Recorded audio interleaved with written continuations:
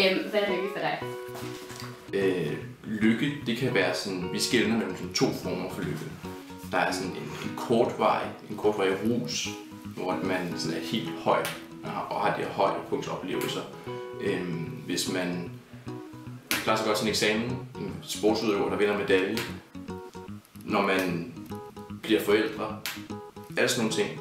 Korte glimt, lykke, glimt kalder man det også for, hvor vi er sådan helt høje på lykke. Og det er en form for lykke.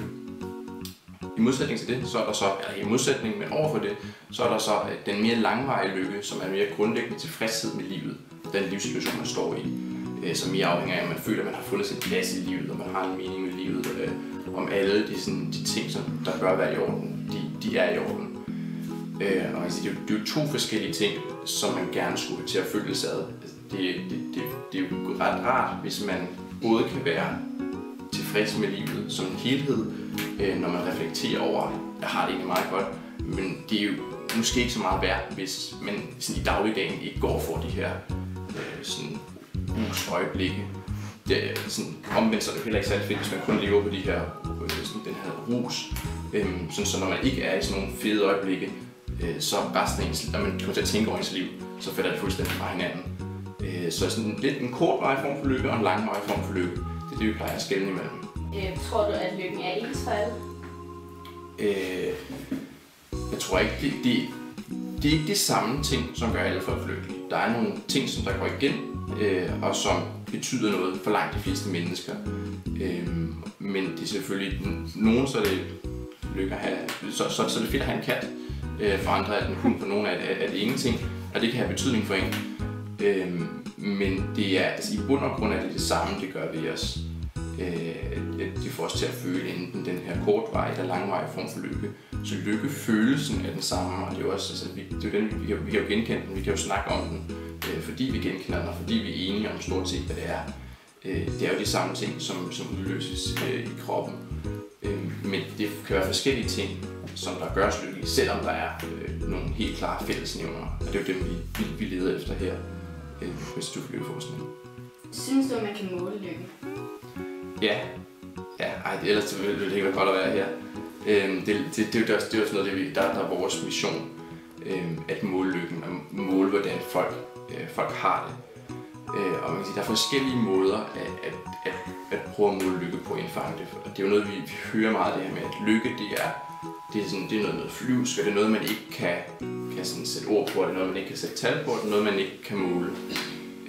Men altså, vi måler også alle mulige andre følelser, og vi beskæftiger os, altså som samfund beskæftiger vi os meget med sådan depression og stress. Vi måler, hvor mange der er stressede, hvor mange der har depression osv., fordi det jo selvfølgelig er problemer. Og det er jo også følelser, ligesom lykke er.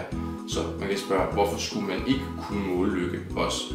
Og den måde, som vi så måler lykke på, det er ikke ved, at vi har sådan et objektivt kriterie. Altså, så kigger vi på folk, eller prikker vi fingre, og så siger vi, nå, du er så lykkelig. Den måde, vi måler det på, det er, ligesom vi vil måle på, om folk de var stressede, ved at spørge folk, hvordan de har det. Ja, så kan man så spørge på forskellige måder. Man kan spørge ind til, sådan, hvordan, om folk var lykkelige i går, om folk, hvis de skal vurdere sig selv overordnet, hvor vil de placere sig på en stige fra 0 til 10. Og så spørge sådan lidt mere ind til dagligdagen. Man kan også spørge om stress og sådan, hvor ked af det man er i dagligdagen. Og sådan. Det er jo også noget, der giver et billede af, hvor lykkelige folk er.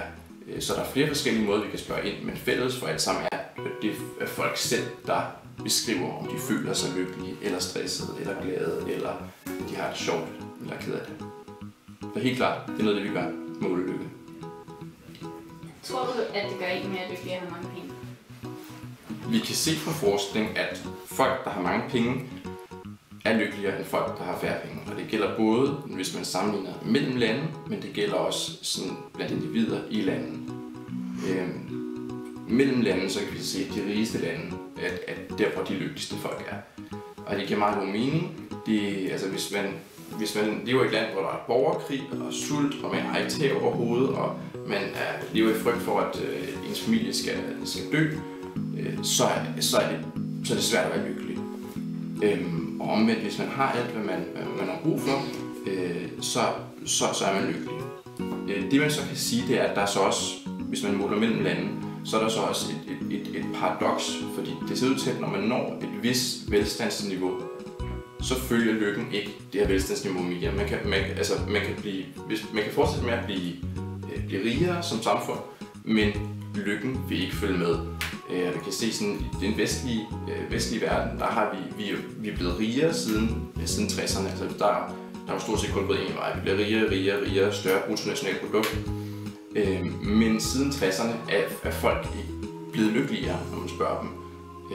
Så der er et eller andet tidspunkt, hvor man som befolkning i et land, så har man nået til et velstandsniveau, hvor mere velstand ikke gør, at man bliver lykkeligere.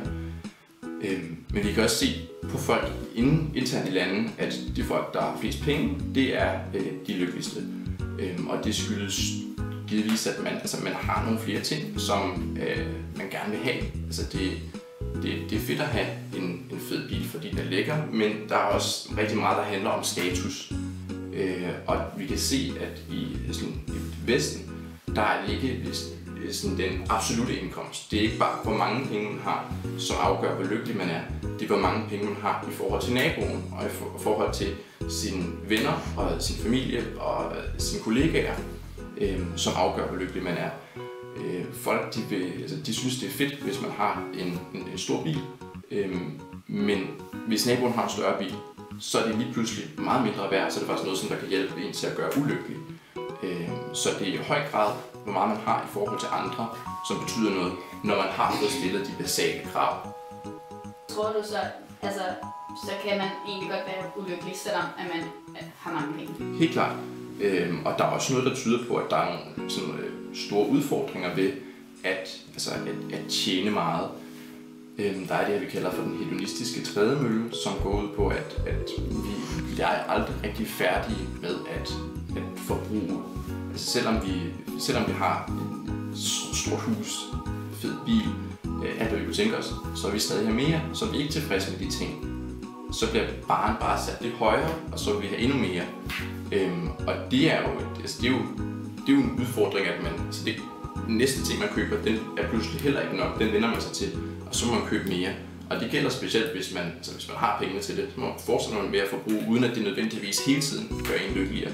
Det skal også siges, den forskel, som der er blandt de rigeste og de fattigste i et samfund, hvis vi bare tager Danmark som eksempel, på lykke, den er ikke specielt stor. Det er forholdsvis små forskelle, der er mellem de rigeste og de fattigste, når det kommer til lykke. Så det er ikke sådan en fuldstændig afgørende forskel. Oven i det, så er der så også, at det her med at leve i et rigt samfund og have mange penge, være velhavende, det er også noget, som der kan medføre et pres, at man føler, at man bliver nødt til at være det, og man føler, at man bliver nødt til at opretholde det her. Og det er også noget, som der kan virke stressende, som et stressende element, og det er specielt godt. Tror du, man kan gøre noget for at påvirke sin lykke? Ja, helt klart. Altså, det er jo også det, vi sidder og forsker i. Hvad er det, vi kan gøre, både som samfund, men også som individer, for at vi bliver mere lykkelige. Og vi kan starte et sted, der hedder, at det, vi kan se fra forskning, som er mest afgørende for lykke, det er sociale relationer sådan helt generelt. Hvordan vi har det med andre mennesker. Sundhed er også noget, som der er rigtig, rigtig vigtigt, og hvordan man kan jo ikke klare sig dårligt. Men altså sundhed, hvis man får en bedre sundhed, så er der både nogle begrænsninger, fysiske begrænsninger, som der bliver ophævet, og der er også en social stigmatisering, som der kan forsvinde. Altså ved at være syg, for eksempel ved at være overvægtig, så kan vi se, sådan, ifølge alle data, der er, at det er noget, som der påvirker folk, fordi at der er et norm om, at sådan skal man ikke være.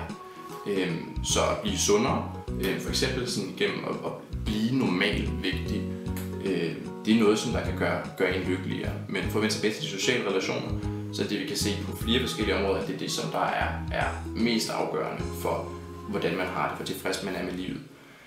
Så at have tid til sine sociale relationer, og ikke bruge tiden på alt muligt andet, specielt arbejde, det er noget, som der er utrolig vigtigt. Både det at selvfølgelig have mange sociale relationer omkring sig, men specielt det er at have nogle gode sociale relationer, stabile sociale relationer, Og så have en god balance mellem arbejde og fritid, så man faktisk har tid til at bruge sammen med dem, som betyder allermest for en. Det er jo også noget, man selv kan arbejde med, og noget af det, som der er mest betydende. Tage fri fra arbejde, i stedet for at arbejde ekstra for den ekstra bonus. Det er faktisk noget, som der gør en gladere, end den bonus vil gøre en. Så brug tid med hinanden, også igennem sådan noget som frivilligt arbejde. Det er også noget, det at gøre noget for andre mennesker. Det er også noget, der er utroligt givende for os mennesker. Generelt det at være sammen med andre mennesker, give noget, modtage noget, og tid til det er noget, som vi alle sammen burde fokusere endnu mere på. Er der nogle ting som f.eks. tryghed, som er undværlige for at være lykkelig? Tryghed, som nævner det er også en ting, som er helt afgørende. Og det er en af grundene til, at Danmark klarer sig så godt i sådan internationale lykkemålinger. Det er fordi, at vi er et utroligt trygt land. Vi er ikke bange for, at der sker sådan noget kriminelt. Altså, at vi bliver overfaldet. Det er der selvfølgelig nogen, der er. Men generelt set, så er vi mindre bange end alle mulige andre steder.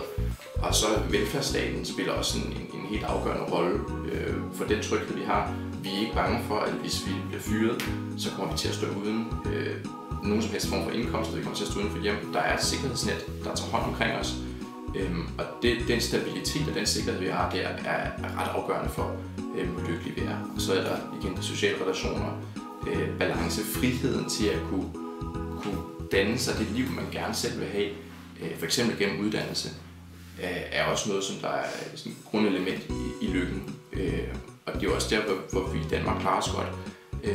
At vi har sådan en gratis uddannelse, så vi kan til en vis grad ret stor udstrækning danne os vores egen liv.